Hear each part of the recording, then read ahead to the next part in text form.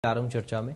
सतपाल रूढ़ जी, जी। कैसे देख रहे हैं इस पूरी याचिका को आप, जो बता रहे हैं नांदल साहब, और कह रहे हैं कि दोबारा से नतीजा आना चाहिए, राज्यसभा चुनाव का काउंटिंग दोबारा होनी चाहिए, नियमों का उल्लंघन हुआ है।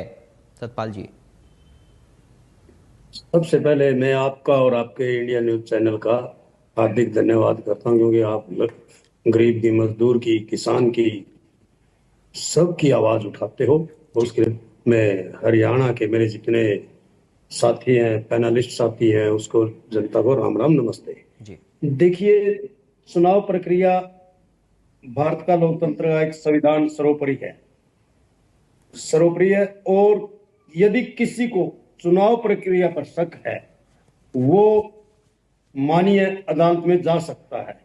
लेकिन बीजेपी का काम है, मैं मेरे साथी बड़े गौर से बात सुन रहा था हम्म। कि वो पहले निर्दलीय थे, अब बीजेपी में आ गए। अरे भाई, 3 करोड़ जनता देखती है, इस चैनल को भी लाइक करते हैं। आप इस चैनल पे आके झूठ बोल रहे हो कि वो निर्दलीय प्रत्याशी था।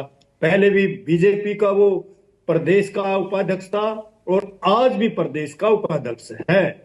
ये झूठ मत बोले कि वो निर्दलीय है। अभी भाई अब हमारी पार्टी में आ गया, अभी अभी बोले ये कटारिया जी ने, आपने सुना होगा ध्यान से। हम्म। लेकिन जो चुनाव हुआ है, अगर जो इनके फेवर का हो जाए तो निष्पक्ष है। अगर जो थोड़ा कोई कैंडिडेट जीत गया कांग्रेस का, तो इन्होंने उंगलियां आरोप लगाने शुरू कर दिए। ठीक है, आरोप लगाए हैं, कोर्ट में चले गए हो, कोर्ट में जाकर दूध का दूध और पानी का पानी हो जाएगा। लेकिन नहीं, हम एक अब भी कहते हैं, रिटर्निंग अफसर बीजेपी का था, इन्होंने चुनाव के बाद रिटर्निंग अफसर को फूल माला गुलदस्ते देकर सम्मानित किया। क्या जरूरत थी भाई? अधिकारी तो उसका काम है, अधिकारी को काम करना। कोई 26 जनवरी या उसमें थोड़ा सम्मानित कर दे, ये तो चुनाव के बाद ही कर रहे हैं।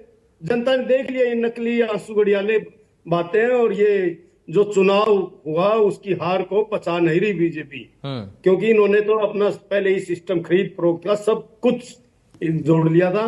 लेकिन चौधरी भूपेंद्र सिंह हुड्डा, राव नरेंद्र सिंह, दीपेंद्र सिंह हुड्डा ने इस चक्रव्यूह को तोड़ा और अपने प्रत्याशी को जीत दिलाने में सफल हुए। उसके लिए मैं शीर्ष नेताओं का, हाईकमान का, सबका धन्यवाद करता हूं, क्योंकि ये जीत एक बहुत बड़ी जीत मानते हैं। ठीक है, इन्होंने धन का, मशीन का पूरा दुरुपयोग किया, डराया, धमकाया, रिटर्निंग अफसर को भी इन्होंने धमकाया है। ऐसी बात नहीं, हमारे जो 4 वोट जबरदस्ती रद्द किए हैं, उस बात पे कभी गौर किया इन्होंने?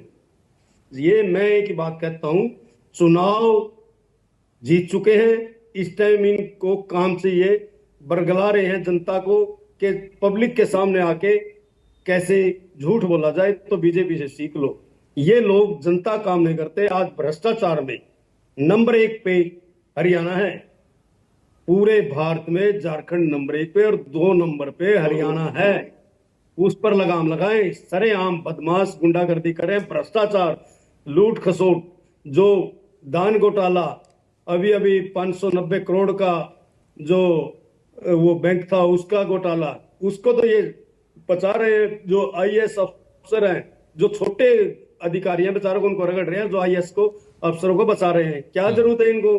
रही बात चुनाव की, चुनाव तो जीत चुके हैं, लेकिन जो कांग्रेस ने बड़ी हिम्मत से ये सीट जीती है, इनके रात की नींद हराम हो चुकी है। इनको क्या जरूरत थी भाई, जब सबको पता है एक कांग्रेस का जीतना और एक बीजेपी का वो चुनाव। लेकिन इन्होंने पूरा एडी से चोटी तक का कांग्रेस को हराने के लिए, दूसरा कैंडिडेट भी बीजेपी का था, इसीलिए जोर लगा रहे हैं और आज भी लगा रहे हैं। ये आज भी इसीलिए जोर लगा रहे हैं कि ये मतलब जो हार हुई है वो सहन नहीं कर रहे।